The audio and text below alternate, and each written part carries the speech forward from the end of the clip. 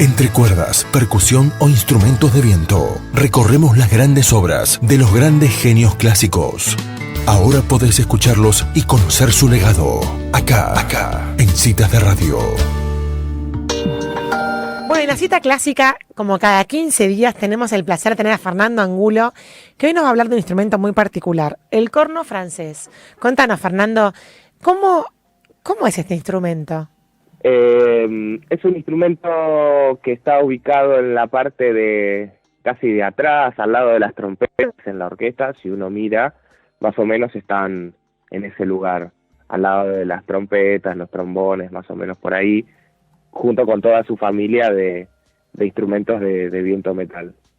Este instrumento también puede ser llamado trompa, pero acá en Argentina y en América Latina generalmente se suele utilizar corno francés para no confundir, porque la trompa puede ser otro instrumento distinto que no es al que estamos hablando, ¿no? Puede ser interpretado de otra forma en otro lugar. Así que este corno francés es un instrumento muy particular porque es muy versátil, tiene una tesitura de un rango de notas muy amplio, puede llegar muy agudo como también puede llegar muy grave. Tiene esa cosa, este instrumento. Además también puede transmitir el instrumento puede ser tener un sonido dulce y suave, como también puede tener un sonido áspero y duro. O sea, es versátil en toda su composición. Este instrumento no es tan viejo como los otros instrumentos que siempre solemos hablar, que decimos que salen desde la antigüedad. Este instrumento es más o menos del siglo XVI, más o menos del año 1500, y se está remontado a la caza y a la guerra. En un principio este instrumento era de origen animal, se haría con algún tipo de cuerno, de cosas así, y todo estaba inspirado hacia la caza, ¿no? El instrumento se utiliza solamente para la caza. Y para la guerra también, por supuesto. Eran mucho más sencillas esos cornos franceses, que en ese momento sí se les decía trompa. Era muy muy sencillo su composición, su forma, todo. Era simplemente un tubo de metal con varias vueltas y una campana. Y el sonido, o sea, las notas que efectuaba este instrumento, eran hechas enteramente por los labios, solamente por los labios, no tenían ningún tipo de agujero, ni pistón, ni nada que se le asemeje, era todo por los labios. Después recién hasta el siglo XIX, recién ahí surgieron los pistones para el corno, lo que les permitió, por supuesto, expresar muchísimo más una melodía o el potencial que tenía el instrumento, porque con los labios es muy difícil hacer una melodía con muchas notas rápidas y que tengas que mover mucho registro, que tengas que ir de notas graves a agudas muy rápido. Es muy difícil con los labios. Además corres el riesgo de o que no sea nada, sea una bola de ruido sin sentido, o que esté todo desafinado, porque hay que tener mucha cancha para poder hacer esas cosas solamente con los labios. Después el corno se empezó a utilizar, se utilizaba en el barroco muy poco, o sea, era muy pobre lo que se utilizaba en ese momento. El corno era simplemente un instrumento para completar lo que es la armonía y nada más, como también después se usó en el clasicismo, pero ya con otra intención en el clasicismo, con ciertas melodías y cierta importancia, ¿no? Mucho más que en el barroco. Bueno, como les digo, en este tiempo, en el barroco era invocar la casa, hacer composiciones relacionadas a la casa, como la música de un concierto da caccia, es un concierto de casa, así traducido muy bestia, un concierto de casa, y se usaba para dar esa sensación, ¿no? de valentía, de nobleza, de divinidad, de esas cosas se usaba el corno en esta época. Después, los cornistas, a la necesidad, ¿no? La necesidad tiene cara de hereje. Se encontraron 1000 formas de poder tocar muchísimas más notas de las que podían tocar. Antes un corno se afinaba solamente en una nota y solo se tocaba esa nota. Por ahí podía hacer alguna más, pero no eran muchas las posibilidades. Entonces, los cornistas empezaron a utilizar un método donde metían clavos en algunos lugares y podían utilizar podían hacer otros sonidos, tener otros sonidos para tener una posibilidad más rica de notas. Y después también empezaron a poner su mano en la campana, en la boca, para de ahí ir regulando el sonido y también la afinación. Ahora el hecho de poner el puño en la campana, que no sé si conocen realmente el corno francés. Yo hablo como si lo conocieran, pero el corno francés, la parte donde sale el sonido es una campana como las que tenían los fonógrafos muy antiguos. Los fonógrafos es ese tipo de campana así, y todo un sistema muy intrínseco de metal, que da muchas vueltas para que pase el sonido. Bueno, los cornistas, en la actualidad, colocan su puño en esa campana para darle otro sonido, otra intensidad, a mutearlo un poco, ¿no? Bajarle un poquito la estridencia o sacarle más, así.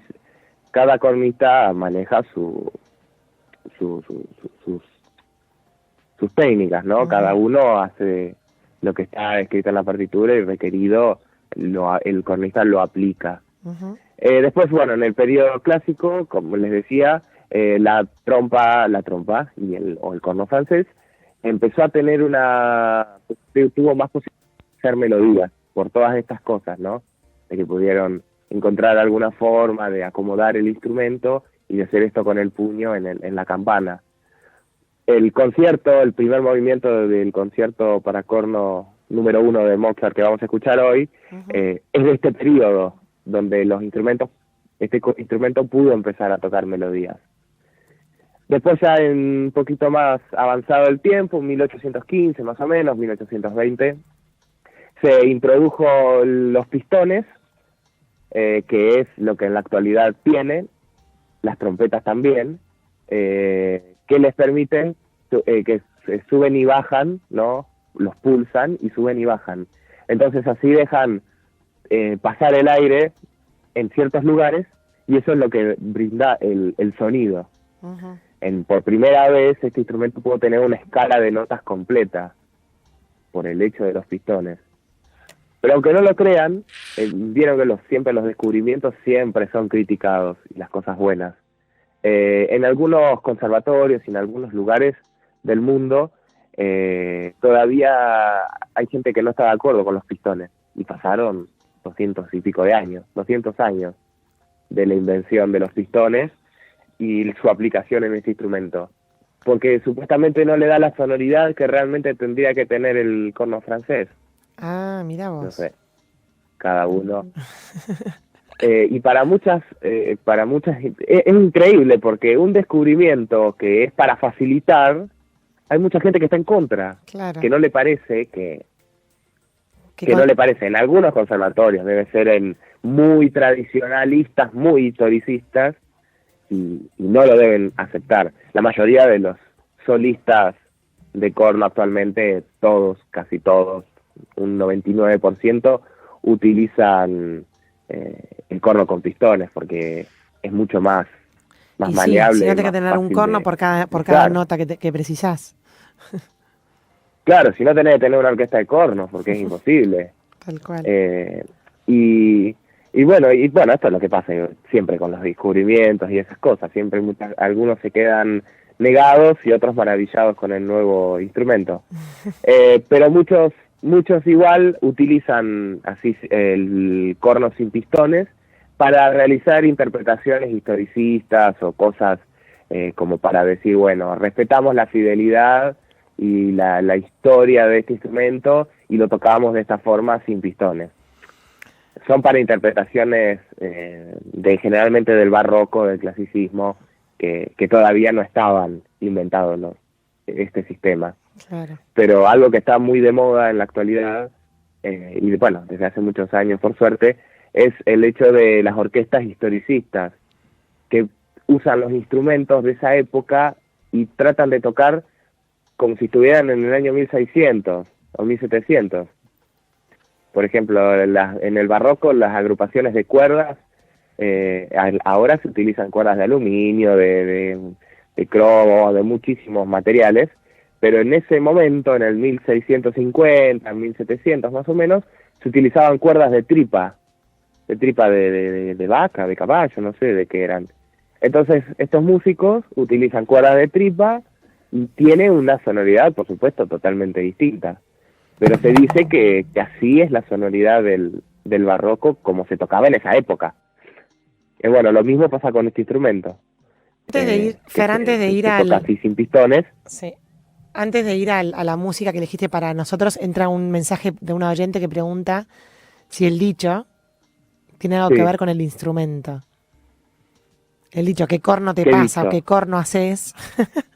Si la palabra dicha de esa manera tiene algo que ver con el instrumento. Creo que no tiene nada que ver. Es una expresión, corno, yo supongo. Debe ser de lunfarda o algo de eso, pero no sé si tiene que ver con el instrumento, sinceramente. Lo investigaremos, Fer. No lo sé. Pero sí, investigaremos, sí, pues yo digo sí, ¿qué corno te pasa o qué corno estás haciendo? Pero en ningún momento pienso sobre este instrumento. Claro, tal cual. ¿Y qué vamos a escuchar ahora, Fernando? Bueno, vamos a escuchar uno de los conciertos para cornos que compuso Mozart, no recuerdo el año, pero bueno, 1780, 70, medio por ahí, que compuso Mozart. Creo que hizo 4 o 5 conciertos, bastante seguidos, uno del otro, a pedido de algún amigo cornista que tendría Mozart, para tocarlo él mismo, para tocar, que lo toque su amigo, ¿no? También se estilaba eso en esa época, que tu amigo instrumentista te pida que le compongas un concierto para que él lo toque. Uh-huh. Así también muchos han triunfado gracias a las composiciones y otros se han frustrado totalmente y nunca más en la vida han tocado un instrumento porque el amigo, si se le puede llamar, compuso un concierto que no lo podía tocar de ninguna forma. Así que este es el número 1 en re mayor y vamos a escuchar el primer movimiento que lo interpreta un cornista excelente que es Radek Bavorak, que es que actualmente toca y es un animal, vino acá a la Argentina este año y siempre me quedo con las ganas de ver esas cosas yo. Buenísimo, bueno, muchas gracias, Fernando. Nos reencontramos nuevamente en 15 días. Muchas gracias y que disfruten de Mozart.